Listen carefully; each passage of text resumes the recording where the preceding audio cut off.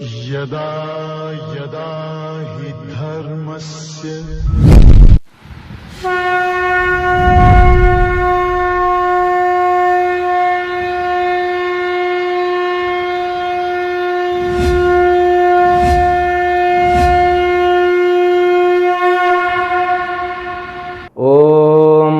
ब्रह्मादिभ्यो ब्रह्म विद्या संप्रदाय कर्तृभ्यो वंशऋषभ्यो महद्भ्यो नमो गुरुभ्यः सर्वोपप्लवरहित प्रज्ञान घन प्रत्यगर्थो ब्रह्माहमस्मि सोहमस्मि ब्रह्माहमस्मि।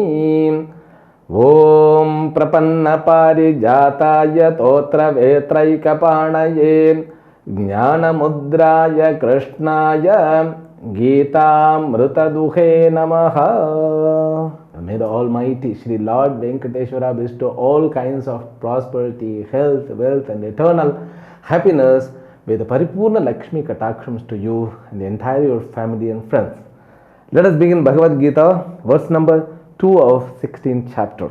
Shri Bhagavan Uvacha Ahimsa Satyam Akrodha Tyaga Shantira Paishunam Daya Bhuteshvalo Luptvam Mardavam Khrira Chapalam.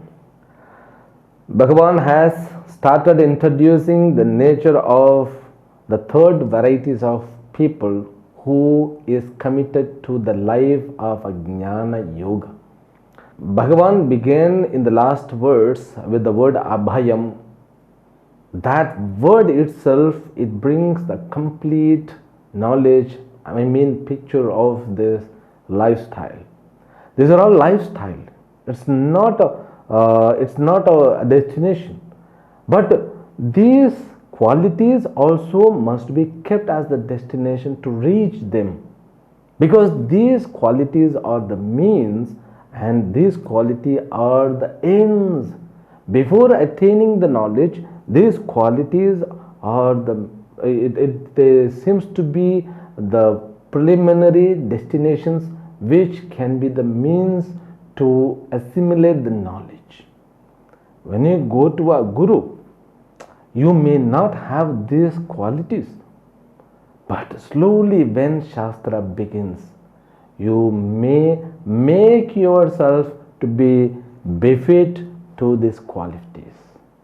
Abhayam means a life which doesn't have fear. You can see with the people who are bold but not having sattvika guna. They seems to be so bold, not having fear, like the fearless people, but still they are endowed with death fear. Still they may be endowed with what? They may not be endowed with the life-threatening fears, but they may be endowed with the fear of losing respect, the fear of losing money, the fear of losing health. So like that, they may be bold in certain field, not in all. This abhaya means no fear, at the same time no restlessness. No fear means the fear of death, fear of life, fear of facing any kinds of situation. The life of a jnani, our life of a sadhaka, our life of a upasaka, you can categorize in 3 levels. When you do karma yoga, at that time you are owning that fearlessness, because you are converting every karma into a yoga, because karma needs Ishvara surrendering. If you want to convert every karma, any karma into a yoga, you should surrender yourself. That attitude of surrendering must be brought in you. You should surrender to Ishvara. Surrendering to Ishvara means what? Bringing that attitude of surrendering. By surrendering Ishvara, you keep your fear aside. You just go along with or get along with that sadhana. That is the lifestyle, It's a beautiful lifestyle which overcomes the fear. Whatever the incident happens may happen. but I don't bother because I have taken the refuge of Lord's Padara Vindam, lotus feet of Ishvara. That is the conclusion of a Karma Yogi. Then the next is Upasana Yogi. This Upasana Yogi, he becomes very serious than this Karma Yogi. For him, this entire Jagat is nothing but Ishvara. So when the world and body and every particles of this entire creation is nothing but Ishvara, how he can own fear? There is no room for fear for him. This is Upasana, the lifestyle which is committed in the form of Upasana. For him also, this Abhayam is a goal which is in the form of means to moksha. So once a person committed to Jnana Yoga, Shravana, he surrenders because already surrender has been taken place. Now he surrenders to the Shastra. The Shastra will explore the fact of entire Jagat creation, fact about his own real nature. Then what?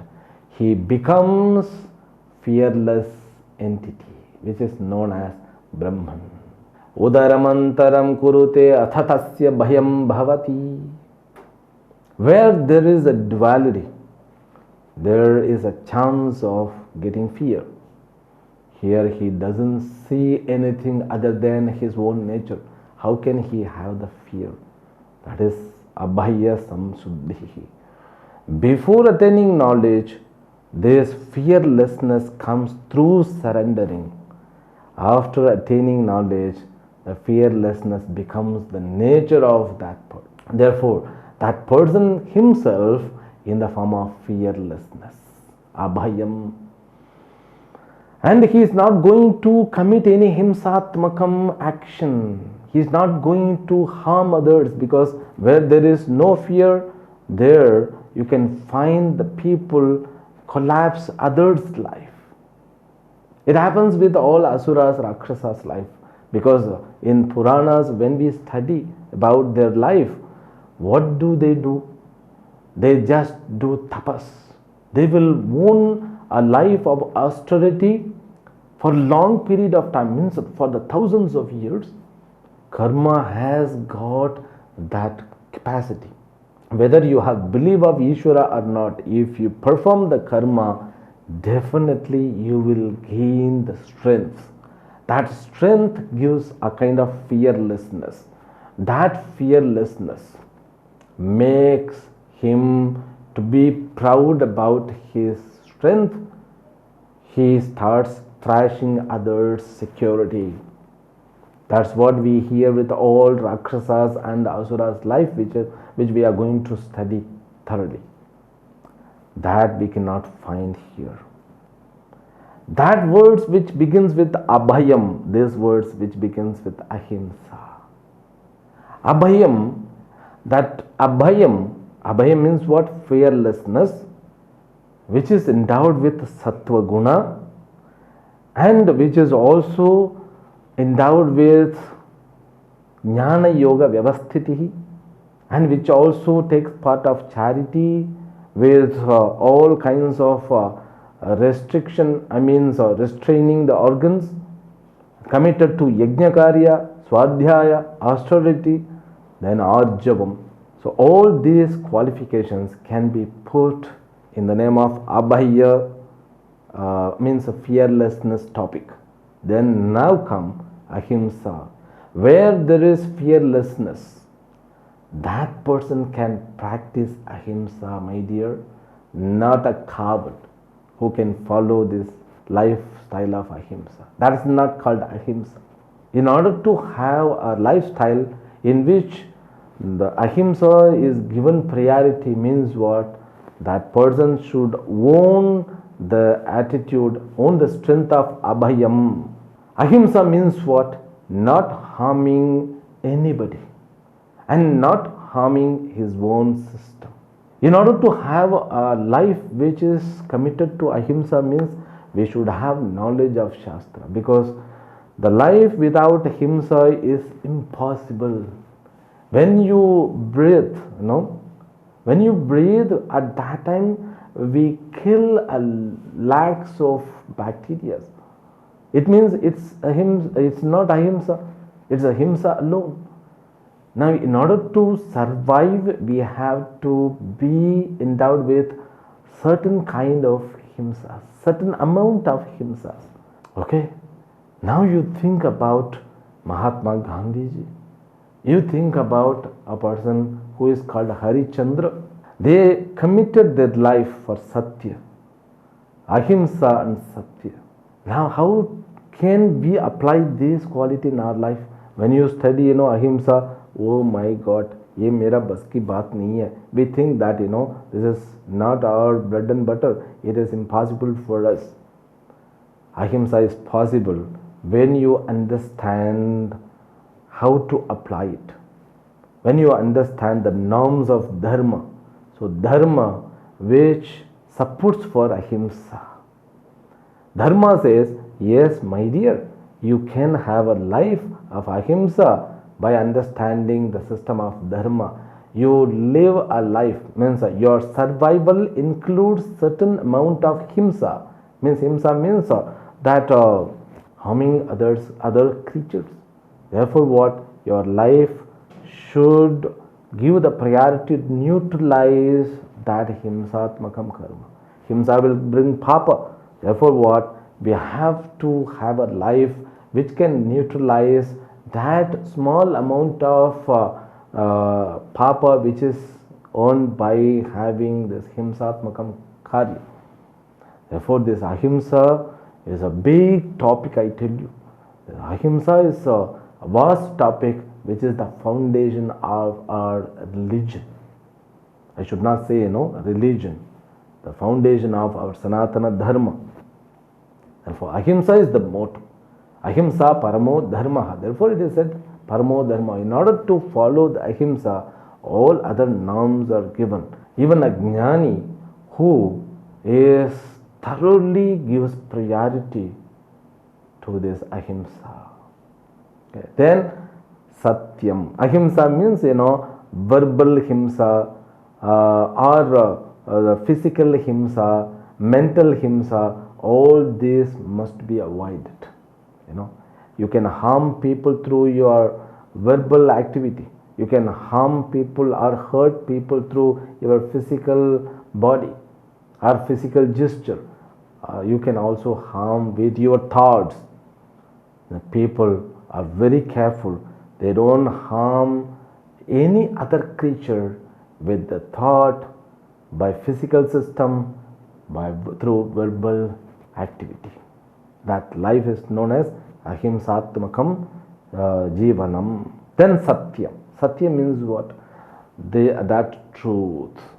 The ahimsa can be followed in the form of satyam. There are two kinds of satyam. One satyam is, being endowed with the ultimate goal. Ultimate goal also called satyam. And speaking truth.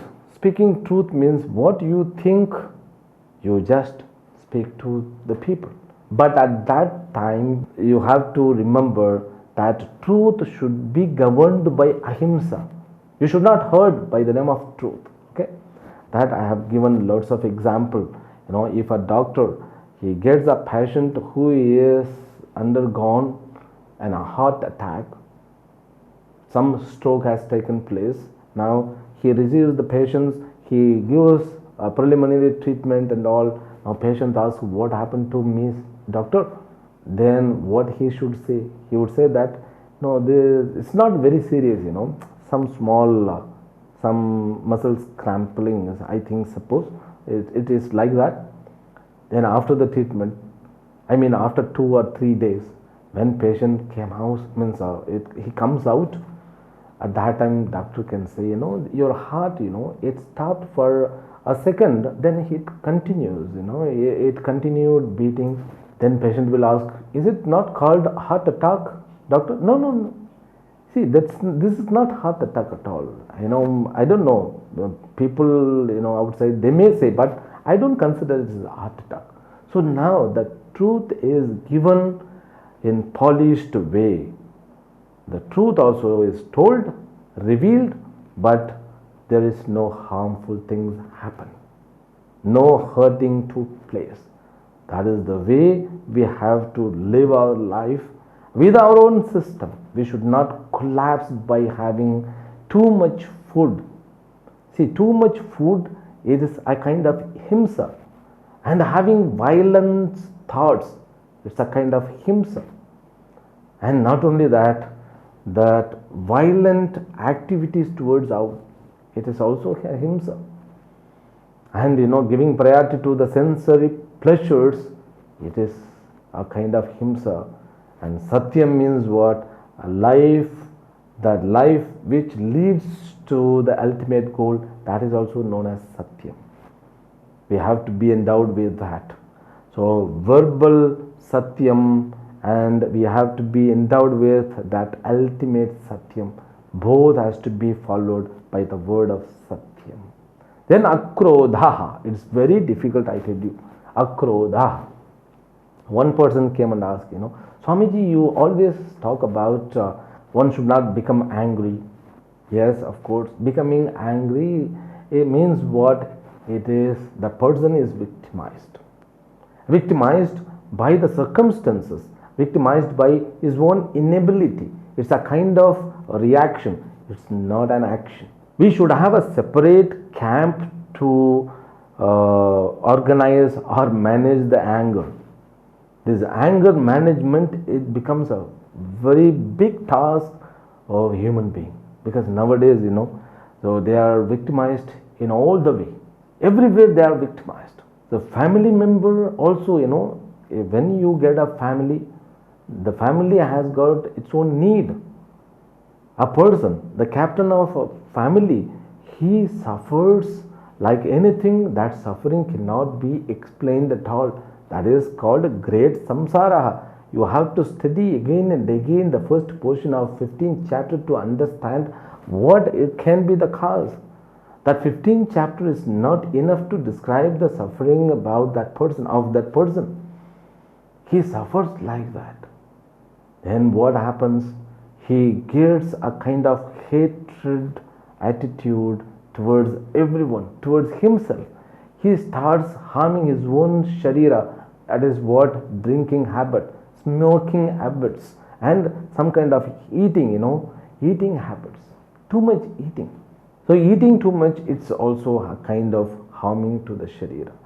And akrodaha means a life which is committed or which is endowed with only peaceful mind, not having krodha, anger. Tyagaha. Tyagaha means what? We can take as a sannyasa. Sannyasa means inner sannyasa. Sannyasa means don't think, everyone should get this saffron. And getting saffron is not a it's not a muskil nahi hai, matlab it's not a difficult one. You just go to a shop and get a saffron. Nowadays there is a fashion, wearing saffron, and ladies and men, they both, they use this. It's not a big deal, but to prepare yourself for real saffron, that's something different. Here, the inner sannyasa. Inner sannyasa means what? You have to be detached with your own bad qualities. Tyagaha. You should be endowed. The life is to be endowed with Tyagatvam. Tyagatvam means what? Asangatvam. You don't mistake. Here it is not sannyasa. It's a kind of matured mind which is not shaken by worldly desires. Okay. Shantihi. Peace of the mind. Shanti means there are more, certain levels of Shanti. Many varieties of Shantis are available. Like that, this Shanti, the mind which is always with a kind of meditational state. That is, what is that meditational? There is no word meditational. So a mind which can observe the meditation. It is said in Bhagavad Gita, Brahmanya adhaya karmane sangam tyaktva dhananjaya lipyate nasa papena padmapatrami vambasa. A mind, completely detached can have a peaceful attitude, shantihi, antarika shantihi, inner peace, that is very difficult. The man, he may seems to be restless, but if he has got the knowledge, if he is able to assimilate the knowledge of Shastra, definitely he will have peaceful mind. You take the example of Siddhartha, who had some kind of knowledge and who got knowledge, therefore his life continued as a life with peace. You see the statue of Buddha anywhere, because nowadays you can see the Buddha statue even in a corporate office. You see the Buddha statues. The Buddha statues will always be endowed with peace. You will get that vibration from that. When you see the Ranganatha with Yoga Nidra, it's a peace. Kashi Vishwanatha with meditation postures, peace. Like that, you won't lose your temper. That is what is known as Shantihi. Apaishunam, not blaming others. Not blaming others. The restless people, always blame others, or they themselves, they blame themselves. Not blaming, not murmuring anything. Daya bhuteshu, compassionate towards other creatures. See, all these qualifications can be put as a qualification for a jnani, because jnani can have compassionate. In Viveka Chudamani also, Acharya says, this jnanis, ahetuka daya sindhu, bandhura namatam satam, vasanta valloka hirtan charantaha, tirna swayam bhema bhavarnavam janan, ahetukan yanapi tarayantaha. They are compassionate without any reason for it. They are, they love others not expecting anything. They are compassionate towards others without any single reason. People may doubt, why he is compassionate towards the creature. I think he is expecting something. No, that is unconditional love. That's what compassion is. That is what bhuteshu daya. Daya means compassion towards all creatures. Aloluptvam. Aloluptam means not having craving, longing attitude. Not working for satisfaction, working with satisfaction. Mardavam, mridubhavam. While doing transaction, using the proper word, the word may not harm others. Means a sweetie words. And nowadays there are people who use very sweet words to cheat. Here there is no cheating. Using appropriate word, not harming others, respecting others through every word. Okay, admiring others' talent too. Hrihi achapalam. Hrihi. This is having shyness. The shyness means when we get, when we become immature, we become shy. Therefore, they have an armor, so which will protect them. They are shy to behave wrongly. That's what the quality. Achapalam means, it is said, they are not endowed with restlessness. Chapalam means restlessness. All this quality which we can see in the third kinds of people, the mind which gives priority to the lifestyle which is called Jnana Yoga, the third kinds of people. Then Bhagavan continues, let us read it.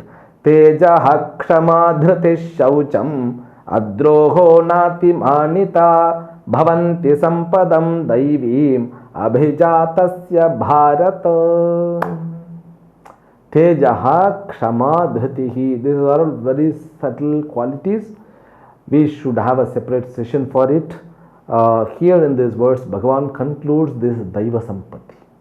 And one more thing I tell you, so rest of all the verses is going to describe Asura and Rakshasa Sampath elaborately. This chapter is very important. Therefore, I tell you, this chapter, every day we have to study, to assimilate, to bring to upbring our own self, to construct ourselves.